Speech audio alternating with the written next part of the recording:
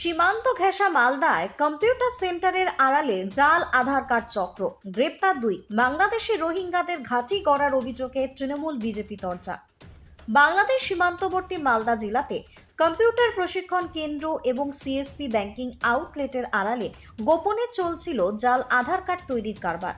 চাঞ্চল্যকর ঘটনায় চাঁচল এবং হরিশ্চন্দ্রপুর থানার মিলিত অভিযানে গ্রেপ্তার হয়েছে 2 অভিযুক্ত, মোস্তফা আব্দুল ওয়াহেদ এবং মোহাম্মদ আজম ওরফে নবাব। পুলিশ সূত্রে জানা গিয়েছে, সতী এলাকা থেকে প্রথমে মোস্তফা আব্দুল ওয়াহেদকে পাকড়াও করা হয়। তার জেরা থেকে উঠে আসে মূল মাস্টারমাইন্ড মোহাম্মদ আজমের নাম, যাকে পরে উত্তর রামপুর এলাকা থেকে গ্রেপ্তার করা হয়। ওই এলাকায় তাদের কম্পিউটার প্রশিক্ষণ কেন্দ্র এবং সিএসপি ছিল, কিন্তু তার আড়ালেই চলতো জাল আধার কার্ড তৈরির অবৈধ ব্যবসা। মালদার ভৌগোলিক অবস্থান এই চক্রের জন্য আদর্শ। একদিকে বিহার ঝাড়খণ্ড সীমান্ত, অন্যদিকে নদীপথে আংশিক অরক্ষিত বাংলাদেশ সীমান্ত। অভিযোগ, এই সুযোগেই নাকি বাংলাদেশি এবং রোহিঙ্গা অনুপ্রবেশকারীরা জাল আধার কার্ড বানিয়ে ঘাঁটি গড়েছে।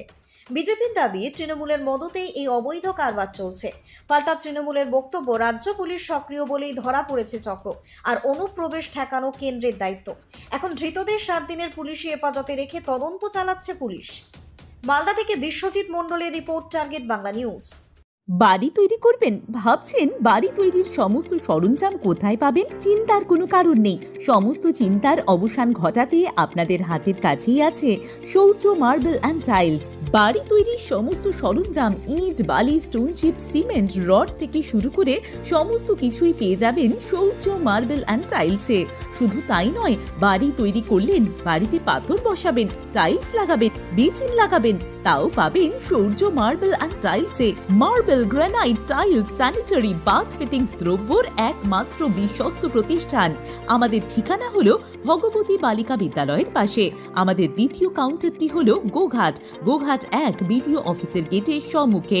বিশদে জানতে কল করুন 9064236218 প্রোপাইটার রাজা বিশ্বাস, গোঘাট, বকুলতলা, হুগলি।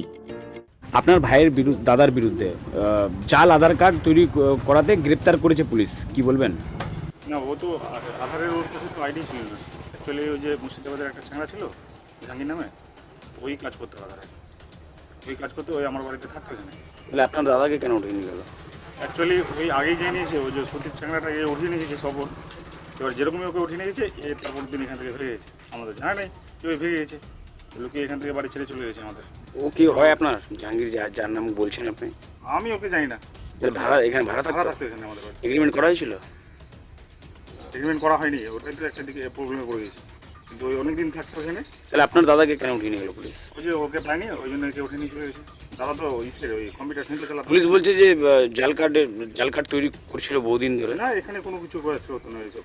ওই সব ওই তো সুতির চ্যাংড়াটা আর ওই কাজ করতো ওখানে সুতিতে। এবার সুতির চ্যাংড়াকে ধরেছে, দাদার নামে যেহেতু অ্যাকাউন্টে লেনদেন করতো। এবার দাদা তো জানতো না যে এইসব কাজে করছে লেনদেন ওর সঙ্গে, যেহেতু এখানে বাড়িতে থাকতো কিনা।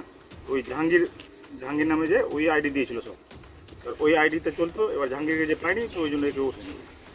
জাহাঙ্গীর যে এখানে আধার কার্ড বানাতো, তাহলে কি এখানে যে জাল এখানে কাজ করতো না? তাহলে ওই যেতে সুতিতে কাজ করতো। তাহলে এখানে কি করতো? তাহলে এখানে থাকতো বলে এসে। ও মানে ভাড়া থাকতো আচ্ছা। এখানে।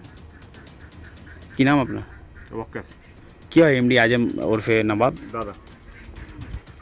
শুনলাম দুজনকে নাকি অ্যারেস্ট করেছে আমাদের পুলিশ। তো এখানে বোঝা যাচ্ছে যে আমাদের রাজ্যের পুলিশ যথেষ্ট সক্রিয়, এবং দেখা যাচ্ছে যে যে কোনো ভুলভাল কাজ করলে তারা ধরাও পড়ছে। এটাই বোঝা যাচ্ছে যে আমাদের পুলিশ একদম সক্রিয়। এবং বিজেপি কি বলছে, বিজেপির কথায় আমরা কান দিও নি, আর আগামী দিনেও দিব না। মানুষ বুঝতে পারছে যে বিজেপির ভুলভাল বকা ছাড়া বিজেপির কাছে কোনো কাজ নেই। বিজেপির কথা যে কত ভিত্তিহীন কথাবার্তা এখানে বোঝা যাচ্ছে। যে যদি বাংলাদেশি রোহিঙ্গারা আমাদের পশ্চিমবাংলায় আমাদের রাজ্যে যদি ঢুকে, তো এটা কাদের জন্য ঢুকছে? বিজেপির জন্য ঢুকছে। এই বিজেপির কেন্দ্রতে সরকার আছে, বিজেপির স্বরাষ্ট্রমন্ত্রী অমিত শাহ, তারা কি করছে? এই কাজ তো বিএসএফের কাজ। বর্ডারে থাকা তো রাজ্যের পুলিশের কাজ না, বিএসএফের কাজ।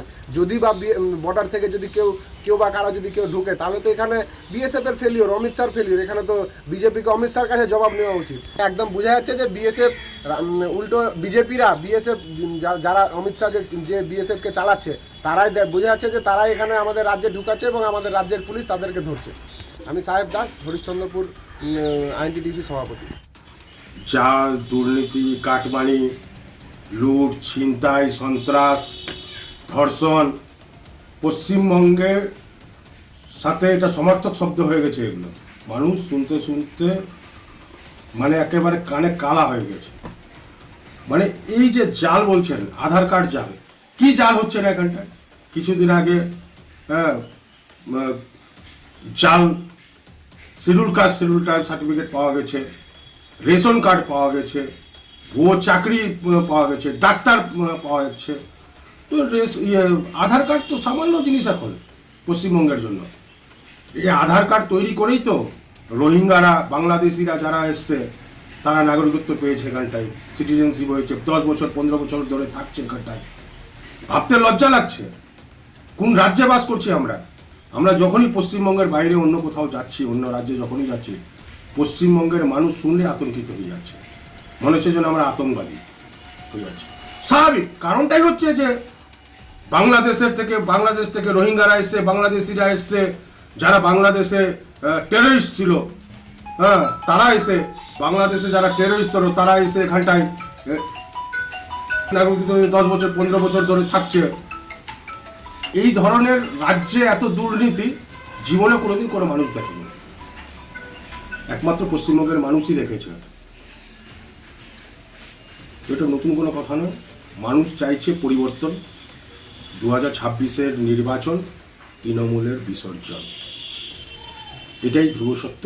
এটার জন্যই মানুষ অপেক্ষা করছে। পশ্চিমবঙ্গের মানুষ কখন 26-এ নির্বাচন আসবে, কখন তারা নিজের রায়টা জানাবে ভারতীয় জনতা পার্টির পক্ষে। কতুলপুরে সর্বপ্রথম এমআরআই পরিষেবা যুক্ত 110 বেডের মাল্টি স্পেশালিটি হসপিটাল হল মেডিকেয়ার জেনারেল হসপিটাল। স্বাস্থ্যসাথী মান্যতাপ্রাপ্ত এই হসপিটালে রয়েছে AC, non AC cabin, modern OT, ICCU, NICU, micro surgery, dialysis বিভাগ, ব্রেন ও spine surgery, cancer surgery, lift সহ নানান পরিষেবা। এছাড়াও রয়েছে সিটি স্ক্যান পরিষেবা যুক্ত নিজস্ব ডায়াগনস্টিক সেন্টার, ডক্টর চেম্বার্স, ওষুধের দোকান সহ 24 ঘন্টা অ্যাম্বুলেন্স পরিষেবা, 24 ঘন্টা অ্যাক্সিডেন্ট এমার্জেন্সি। রোগীর সুচিকিৎসা, সুপরিষেবা এবং সুস্বাস্থ্যই হল আমাদের মূল লক্ষ্য। ঠিকানা সরিষাদিঘি, কতুলপুর, বাঁকুড়া।